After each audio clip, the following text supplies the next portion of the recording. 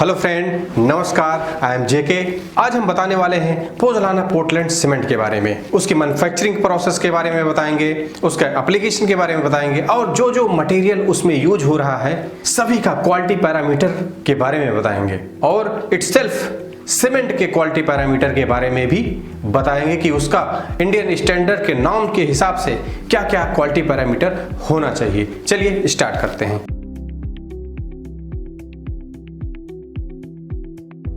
दोस्त, इसके पहले वाले भी वीडियो में भी हमने आपको बताया था कि इसका मैन्युफैक्चरिंग प्रोसेस कैसे होता है। इसका भी process just like a ordinary Portland cement जैसा ही होता है। इसमें भी हम लाइमस्टोन लेते हैं। लाइमस्टोन में कैल्शियम ऑक्साइड की वैल्यू बहुत ज़्यादा होती है, प्रचुर मात्रा में होती है, तो 150% हम लाइमस्टोन लिए। आयरन ओर लिए एज ए फ्लक्सिंग एजेंट के रूप में करीब 4% 5%। उसको प्रॉपर मिक्सिंग किए, प्रॉपर रॉ मिक्स डिजाइन हुआ उसका और उसको वर्टिकल रोलर मिल में, चाहे रोल प्रेस में, चाहे बाल मिल में उसकी प्रॉपर ग्राइंडिंग किया जाता है और उसको 90 माइक्रोन साइज तक का बना लिया जाता है और वो फाइन पार्टिकल को ब्लेंडिंग सेलों में कलेक्ट किया जाता है, जहां पर रॉ मिल का प्रॉपर होमोजेनाइजेशन होता है और कांस्टेंट फीड रेट के साथ में मटेरियल को प्रीहीटर टॉप में और किलन में हॉट एयर टेम्परेचर में प्रॉपर कैंसिलेशन किया जाता है, प्रॉपर बर्निंग किया जाता है रॉ मिल का, और जहां पर क्लिंकर प्राप्त होता है। दोस्त, क्लिंकर ही सबसे मेन मटेरियल होता है सीमेंट बनाने के लिए। इसी क्लिंकर में C3S होता है, C2S वैल्यू प्राप्त होती है, C3A वैल्यू प्राप्त होती है, C4AF वैल्यू प्राप्त होता है, MgO और प्लस कुछ मात्रा में फ्री लाइन। तो सभी का value as per Indian standard के हिसाब से ही होता है, उससे ज्यादा ना जाने पाए, नहीं तो जो भी सीमेंट बन रहा है उसका क्वालिटी डिटेरियोरेट रहेगा। इसी क्लिंकर में हम जिप्सम मिला के फिर से उसका प्रॉपर ग्राइंडिंग करते हैं तो हमको ऑर्डिनरी पोर्टलैंड सीमेंट मिला। दोस्त, इसी प्रोसेस में जस्ट क्लिंकर प्लस जिप्सम अब प्लस फ्लाई ऐश का एडिशन करके हम पोज़ोलाना पोर्टलैंड सीमेंट बना देते हैं। ओपीसी केस में हमने क्या किया कि 95% 96% तक हम क्लिंकर का यूज करते हैं और प्लस 3.5 या 4% तक का हम जिप्सम का यूज करते हैं। दोनों का प्रॉपर ग्राइंडिंग करते हैं तो हमको ओपीसी सीमेंट मिलता है। अब हम इसी क्लिंकर के रेशियो को घटाएंगे और ये घटाएंगे करीब 25%, प्लस माइनस 3% भी हो सकता है। तो 25% तक क्लिंकर का रिडक्शन करके इसमें फ्लाई ऐश एडिशन करेंगे। फ्लाई ऐश पोज़ोलानिक बिहेवियर का होता है और क्लिंकर करीब 65% और 25% हम फ्लाई ऐश मिलाए और जो भी 3 to 4% तक हम जिप्सम मिला के इसका तीनों को कॉम्बिनेशन को प्रॉपर 90 माइक्रोन तक फाइन ग्राइंडिंग करते हैं। प्रॉपर फाइननेस के साथ में फाइननेस करीब 370 तक मेंटेन किया जाता है और ग्राइंडिंग करने के बाद में जो मटेरियल प्राप्त होता है वही होता है पोज़ोलाना पोर्टलैंड सीमेंट। अब जो पोज़ोलाना पोर्टलैंड सीमेंट है दोस्त, इसमें फर्दर रिएक्शंस क्या होते हैं वो जानना बहुत जरूरी है। पोज़ोलाना पोर्टलैंड सीमेंट को जब हम वाटर के साथ में मिक्स करते हैं तो हमको प्राप्त होता है CSH gel, calcium silicate hydrate का एक जेल प्राप्त होता है। प्लस क्योंकि सीमेंट में 2% तक फ्री लाइम रहता है, वो किसी से रिएक्शन नहीं करता है तो कैल्शियम हाइड्रोक्साइड के रूप में रहता है। कैल्शियम हाइड्रोक्साइड जो कि फर्दर कंक्रीट के लिए घातक है, लेकिन पोज़ोलानिक मटेरियल होने के चक्कर में जो फ्लाई ऐश है जब ये रिएक्शन करता है फ्री लाइम के साथ कैल्शियम हाइड्रोक्साइड के साथ में तो ये अगेन बना देता है कैल्शियम सिलिकेट हाइड्रेट का एक जेल। अगर हम रिएक्शन की बात करते हैं तो आप खुद देख सकते हैं रिएक्शन, तो इसमें सबसे ज्यादा CHS जेल बना और यही CHS जेल जो सीमेंट के प्रॉपर्टी को बढ़ा देता है, मोस्ट ड्यूरेबल बना देता है। जो भी फिजिकल अटैक है, केमिकल अटैक है, उससे लड़ने की क्षमता बढ़ जाती है, इसके अंदर में ताकत डेवलप हो जाता है। तो जो भी सल्फेट अटैक है, क्लोराइड अटैक है, कार्बोनेशन है, जिस सीमेंट के द्वारा बिल्डिंगें बन रही हैं उसके अंदर में रीबार है, रीबार में कोई भी कोरोजन ना आने पाए, जो कंक्रीट बने डेंस बने, उसमें वाइट्स की प्रॉपर्टी बहुत कम हो, उसमें पोरोसिटी कम हो, तो वो पोज़ोलाना पोर्टलैंड सीमेंट के द्वारा ही प्राप्त होता है जो स्ट्रक्चर का ड्यूरेबिलिटी को बढ़ा देता है। अगर हम बात करते हैं फ्लाई ऐश का, तो फ्लाई ऐश ऐसे ही नहीं यूज किया जाता है सीमेंट एप्लीकेशन के लिए। Fly ash no doubt thermal power plant का बाई प्रोडक्ट होता है दोस्त, वेस्ट होता है। जब कोल फायरिंग होती है बॉयलर के अंदर में, वहां पर फ्लू गैसेस के साथ में फ्लाई ऐश होता है। उस फ्लाई ऐश को ESP के द्वारा, एयर प्रीहीटर के द्वारा एक्सट्रैक्ट किया जाता है। वही फ्लाई ऐश का यूज हम सीमेंट एप्लीकेशन के लिए यूज करते हैं एज ए पोज़लाना पोर्टलैंड सीमेंट। तो जो फ्लाई ऐश प्राप्त हुआ उसका भी क्वालिटी पैरामीटर होता है। ऐसा नहीं है कोई भी फ्लाई ऐश हम यूज कर लेंगे। उस फ्लाई ऐश का क्या क्या क्वालिटी होना चाहिए इंडियन स्टैंडर्ड नॉर्म के हिसाब से। तो फ्लाई ऐश जनरली दो टाइप के ज्यादा यूज होते हैं। पहला है सिलिशियस पोलराइज्ड फ्यूल ऐश, जहां पर रिएक्टिव कैल्शियम ऑक्साइड की वैल्यू 10% से बिलो ही होता है, और जो कैलकैरिस जो रिएक्टिव कैल्शियम ऑक्साइड की वैल्यू है वो 10% से ज्यादा होती है। सबसे पहले फ्लाई ऐश का क्या टेस्ट होता है, उसका फाइननेस। अगर थर्मल पावर प्लांट के ESP से एक्सट्रैक्ट जो फ्लाई ऐश है उसका करीब 320 मीटर स्क्वायर पर केजी तक फाइननेस प्राप्त हो जाता है। तो 320 मिनिमम फ्लाई ऐश का फाइननेस होना चाहिए, वही उपयुक्त होगा पोज़लाना पोर्टलैंड सीमेंट बनाने के लिए। आप 250 का भी यूज कर सकते हो, फर्दर जो क्वालिटी पैरामीटर है उसको मीट कर रहा है। अगर उसका फाइननेस 250 भी है तो यूज कर सकते हो, लेकिन उसको हमको मिल इनलेट पे फीड करना पड़ेगा, तो हमको उसको फर्दर ग्राइंडिंग करना पड़ेगा। तो ये ध्यान देने वाली बात है। अगर मान लीजिए ग्राइंडिंग प्रोसेस हो रहा है बाल मिल के द्वारा, तो बाल मिल के हमको इनलेट पे 250 फाइननेस वाला फ्लाई ऐश को फीड करना पड़ेगा। अगर 320 है तो आप सीधा जो डायनेमिक सेपरेटर है उसी सर्किट में आप सीधा फीड कर दीजिए और वहां प्रॉपर मिक्सिंग हो जाएगी और हमको फर्दर सीधा PPC सीमेंट मिल जाएगा, जहां पर पावर रिडक्शन भी होता है। और दूसरा जो सबसे अहम टेस्ट होता है वो लाइम रिएक्टिविटी टेस्ट होता है। उसमें देखते हैं कि जो मिनिमम कंप्रेसिव स्ट्रेंथ होता है क्यूब का वो 4.5 मेगापास्कल से कम नहीं होना चाहिए। तो लाइम रिएक्टिविटी टेस्ट बहुत जरूरी होता है फ्लाई ऐश का। इसी फ्लाई ऐश का पोर्टलैंड सीमेंट के साथ में प्रॉपर मिक्सिंग कर देते हैं और उसका कंप्रेसिव स्ट्रेंथ चेक किया जाता है।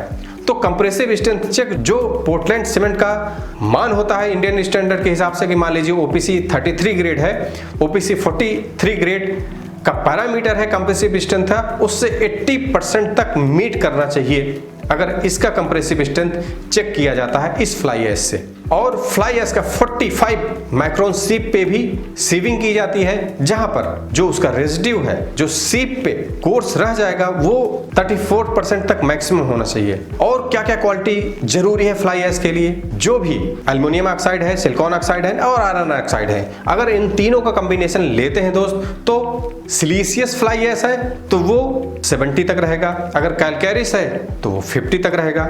अगर सिलिकॉन ऑक्साइड की बात करते हैं तो सिलिशियस में 35% बाई मास मिनिमम होना चाहिए और कैलकैरिस में 25। तो रिएक्टिव सिलिका दोनों कैलकैरिस और सिलिशियस में 20% मिनिमम होना चाहिए। मैग्नीशियम ऑक्साइड दोनों केस में 5% से बिलो होना चाहिए। टोटल सल्फर SO3 3% से बिलो ही होना चाहिए। All level alkalis sodium oxide 1.5% से बिलो ही होना चाहिए। टोटल क्लोराइड 0.05% बाई मास से बिलो ही होना चाहिए दोनों केस में। लॉस ऑफ इग्निशन बहुत जरूरी है फ्लाई ऐश चेक करने के लिए। अगर प्रॉपर बर्निंग नहीं हुई है कोल की, अनबर्न्ड कार्बन है फ्लाई ऐश में, वो यहां पर पता चल जाएगा। अगर loss of ignition fly ash का आप चेक करते हैं 5% से ज्यादा आ रहा है, 6%, 7% आ रहा है, तो आप मान लीजिए कि फ्लाई ऐश में अनबर्न्ड कार्बन की वैल्यू ज्यादा है, वो सुटेबल नहीं है सीमेंट बनाने के लिए। जनरली कैपेसिटी पावर प्लांट लगे रहते हैं सीमेंट प्लांट में। अगर लो कैपेसिटी पे थर्मल पावर प्लांट चल रहा है तो वहां पर अनबर्न्ड कार्बन परसेंटेज की वैल्यू बढ़ जाती है, तो उस कंडीशन में वो फ्लाई ऐश यूज करने लायक नहीं रहता है पोज़लाना पोर्टलैंड सीमेंट बनाने के लिए। तो येलोवाई चेक करना बहुत जरूरी होता है। तो हमने देखा पोज़लाना पोर्टलैंड सीमेंट बनाने के लिए करीब 71% तक क्लिंकर, 4% तक जिप्सम और 25% या 28% तक हम फ्लाई ऐश मिलाते हैं। जो इसका क्लिंकर है, क्लिंकर में C3S की वैल्यू 48 से लेके 56 तक रखते हैं। C2S की वैल्यू 22 से लेके 12 तक जनरली होता है। C3A की वैल्यू 10 से बिलो ही होता है। C4AF की वैल्यू जनरली करीब 7 तक रहता है। MgO की वैल्यू 6% से बिलो ही होता है, वैसे भी करीब 1 या 2% तक ही MgO मिलता है। फ्री लाइम 2% से बिलो ही होता है, जनरली 0.8%, 7%, 0.7% तक ही मिलता है फ्री लाइम। अगर हम बात करते हैं कंप्रेसिव स्ट्रेंथ का पोज़लाना पोर्टलैंड सीमेंट का, तो जो इंडियन स्टैंडर्ड के नॉर्म के हिसाब से है वो मीट करना चाहिए, just like a Portland cement OPC 33 के हिसाब से ही होना चाहिए। तो जहां पर PPC का 3 डेज में कंप्रेसिव स्ट्रेंथ करीब 16 मेगापास्कल तक होता है, 7 डेज में 22 MPa तक होता है और 28 डेज में मिनिमम 33 मेगापास्कल तक होता है। इससे मिनिमम नहीं होना चाहिए। लेकिन आज के डेट में सीमेंट मोर ड्यूरेबल रहे, मार्केट में कंपटीशन ज़्यादा है, तो इसलिए जो भी पोज़लाना पोर्टलैंड सीमेंट है दोस्त, उसका जब आप चेक करेंगे, लेबोरेटरी चेक करवाइए, तो उसमें आपको 3 डेज में कंप्रेसिव स्ट्रेंथ 24 से कम नहीं मिलेगा, 7 डेज में 36 से कम नहीं मिलेगा और वही 28 डेज में अगर आप चेक करते हैं तो 57 से बिलो नहीं मिलेगा। तो ये जो PPC का कंप्रेसिव स्ट्रेंथ है वो कहीं OPC के 53 ग्रेड, जो कि हाईएस्ट ग्रेड माना जाता है ऑर्डिनरी पोर्टलैंड सीमेंट का, उसके बराबर ही होता है। अगर हम फाइनेंस की बात करते हैं तो मिनिमम PPC का फाइनेंस 300 मीटर स्क्वायर पर kg होना चाहिए एज पर इंडियन स्टैंडर्ड के हिसाब से, और नॉर्मली टारगेटेड वैल्यू 350, 370, 390 तक भी रखा जाता है। जो 90 माइक्रोन सीप पे रेसिड्यू है वो करीब 2.5% से बिलो ही होता है। अगर हम उसको 40 माइक्रोन सीप पे चेक करते हैं तो रेसिड्यू 20% या 15% से बिलो ही प्राप्त होता है। Initial setting time minimum 30 minute से कम नहीं होना चाहिए। जनरली अगर हम PPC का इनिशियल सेटिंग टाइम चेक करते हैं तो वो 160 के रेंज में ही आता है, 160-190 के रेंज में ही आता है। फाइनल सेटिंग टाइम मैक्सिमम 600 से ज़्यादा नहीं होना चाहिए, और जब हम PPC का टेस्ट करते हैं फाइनल सेटिंग टाइम वो करीब 390-400 मिनट तक आता है। साउंडनेस टेस्ट मींस अगर PPC सीमेंट के द्वारा कोई भी कंस्ट्रक्शन करते हैं तो जो एक्सपेंशन होता है कंक्रीट में उसको कैसे चेक करेंगे। अगर ज़्यादा एक्सपेंशन हो गया उसमें क्रैकिंग फॉर्मेशन हो जाएगा, तो उसके लिए साउंडनेस टेस्ट होता है सीमेंट का। तो सीमेंट में एक्सपेंशन कितना हो रहा है उसके लिए टेस्ट होता है। उसमें 2 टेस्ट होता है, पहला है लीच एट्रियर, दूसरा है ऑटोक्लेव। तो लीच एट्रियर बोलता है कि जो टेस्ट पीस है उसका एक्सपेंशन मैक्सिमम 10 mm से ज्यादा नहीं होना चाहिए, और जनरली 1 या 2 mm तक ही प्राप्त होता है अगर हम PPC सीमेंट से चेक करते हैं, बढ़िया क्वालिटी का सीमेंट होता है। तो अगर सीमेंट फ्री लाइम की वैल्यू 2% से ज्यादा हो गई, 3%, 4%, 5% तक अगर है तो यहीं पर वो पता चल जाएगा साउंडनेस टेस्ट में, यहीं पर फेल हो जाएगा। और दूसरा है ऑटोक्लेव। अगर MgO मैग्नीशियम ऑक्साइड की वैल्यू 6% रेंज से ज्यादा है तो पता चल जाएगा वो ऑटोक्लेव में पास नहीं होगा। तो ऑटोक्लेव में मैक्सिमम 0.8% से बिलो ही होना चाहिए एक्सपेंशन टेस्ट पीस का।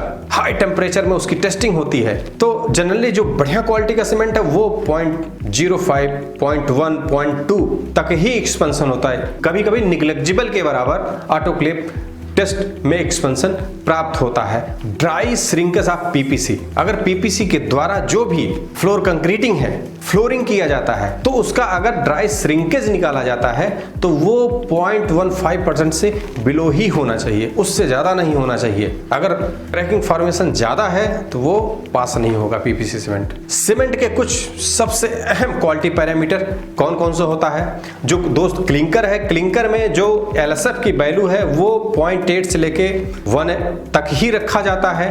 1 से ज्यादा अगर लाइम सैचुरेशन फैक्टर की वैल्यू रहेगा तो वो सीमेंट के लिए उपयोगी नहीं रहेगा, या हार्ड रहेगा, या उतने अच्छे क्वालिटी का सीमेंट नहीं होगा। जो मैग्नीशियम ऑक्साइड की वैल्यू हुआ है सीमेंट में वो 6% से बिलो ही होना चाहिए। PPC सीमेंट में फ्लाई ऐश का एडिशन मैक्सिमम 25% ही कर सकते हैं, लेकिन टेस्टिंग प्रॉपर होमोजेनाइजेशन के लिए +-3% तक एक्सेप्ट होता है। तो मींस 28% तक आप फ्लाई ऐश का एडिशन कर सकते हैं as per Indian standard norm के हिसाब से। इनसॉल्युबल रेसिड्यू के लिए फॉर्मूला है x + 4 ब्रैकेट में 100 - x डिवाइडेड बाय 100। जो x है वो परसेंटेज ऑफ फ्लाई ऐश ही है। तो जितना भी आप फ्लाई ऐश सीमेंट में यूज किए हैं उसका वैल्यू रख के आप इनसॉल्युबल रेसिड्यू निकाल सकते हैं। टोटल सल्फर कंटेंट 3% से ज्यादा नहीं होना चाहिए, और सबसे इंपॉर्टेंट है लॉस ऑफ इग्निशन, वो 5% से ज्यादा नहीं होना चाहिए सीमेंट में। अगर कोई भी एडल्ट्रेशन है, कुछ उसमें मिलावट है सीमेंट में, तो लॉस ऑफ इग्निशन के द्वारा ही प्राप्त किया जा सकता है। इसी से ही पता लगाया जा सकता है। अगर लॉस ऑफ इग्निशन 5% से ज़्यादा हो रहा है, 6% या 5% गया, तो मान लीजिए आपका सीमेंट का क्वालिटी उतना अच्छा नहीं है। क्लोराइड कंटेंट जो कि बहुत ही घातक है रीबार के लिए कंक्रीट स्ट्रक्चर में, उसको तुरंत करोड कर देगा अगर वो 0.05% वैल्यू से ज़्यादा हो रहा है। वो इमीडिएट आयरन से रिएक्शन करके कोरोजन पैदा कर देता है। अल्कली कंटेंट ये भी कोरोजन के लिए सहायक होता है। इसकी भी वैल्यू 0.05% से बिलो ही होना चाहिए। Heat of hydration generally 7 days में देखा गया कि इसका 663.3 किलो जूल पर केजी तक मिलता है। तो मेजर एप्लीकेशन पीपीसी का कहाँ है? जितने भी हाइड्रोलिक स्ट्रक्चर है, सीशोर एरिया में है, जहां भी पानी के कांटेक्ट में फाउंडेशन बन रहे हैं, घर बन रहे हैं, कंस्ट्रक्शन हो रहा है, वहां पर पीपीसी सीमेंट का यूज होता है। सीशोर एरिया में है, जहां पर हायर क्लोराइड अटैक की वैल्यू है, जहां पर सल्फर अटैक का चांसेस है, जहां पर कार्बोनेशन का चांस है जो कि रीबार को कोरोड कर देगा, वहां पर पीपीसी का यूज होता है। पीपीसी का दोस्त फाइननेस करीब 370-80 तक रहता है, तो ये बहुत फाइन है। तो इसका जो भी प्लास्टरिंग वर्क है घर का, पीपीसी के द्वारा ही किया जाता है, जिससे कि आपको ज्यादा फाइन प्लास्टरिंग आपको मिलेगा। जो भी डेकोरेटिव आइटम्स हैं पीपीसी के द्वारा ही बनाया जा सकता है। डैम का कंस्ट्रक्शन भी पीपीसी के द्वारा मास कंक्रीटिंग भी किया जाता है, क्योंकि इसमें लो हीट ऑफ हाइड्रेशन होता है। इसके द्वारा प्रीकास्ट सीवेज पाइपलाइन भी बनाया जाता है, क्योंकि जो भी सल्फर अटैक है, क्लोराइड अटैक है, कार्बोनेशन है, ये बहुत ही मिनिमाइज हो जाता है पीपीसी में। तो दोस्त हमने देखा कि पीपीसी का एडवांटेज बहुत है और इसके द्वारा जो भी कंस्ट्रक्शन हुआ है वो लॉन्ग लाइफ के लिए जाना जाता है। जहां भी आपको डर लगे कि यहाँ पर क्लोराइड अटैक होने वाला है, सल्फर अटैक का चांसेस ज्यादा है, ह्यूमिडिटी ज्यादा है, कार्बोनेशन ज्यादा है, रोड के किनारे आपका घर है, तो आप प्रेफर कीजिए कि पीपीसी सीमेंट से ही आप घर बनाइए। तो आशा करते हैं दोस्तों आज आपको पता चल गया होगा कि पीपीसी सीमेंट कैसे बनता है, उसका मेजर एप्लीकेशन क्या क्या है और क्या क्या चीज ध्यान देने वाली बात है। बहुत सारे बिजनेसमैन हैं जो कि ग्राइंडिंग यूनिट लगाना चाह रहे हैं, उनके लिए भी ये जानना बहुत जरूरी होता है कि आखिरकार पीपीसी बनता कैसे है। तो इस वीडियो को आप बहुत ध्यान से देखिए। तो आशा करते हैं दोस्तों आज आपको अच्छी खासी जानकारी हासिल हुई होगी। अगर आपको हमारा वीडियो पसंद आया हो, लाइक और शेयर जरूर कीजिएगा। अगर हमारे YouTube चैनल पर नए हैं, सब्सक्राइब करना ना भूलें, बेल आइकन को जरूर हिट कीजिएगा, जिससे आपको लेटेस्ट अपडेट नोटिफिकेशन मिलता रहेगा, हमारा मोटिवेशन बढ़ता रहेगा। वीडियो देखने के लिए बहुत बहुत धन्यवाद।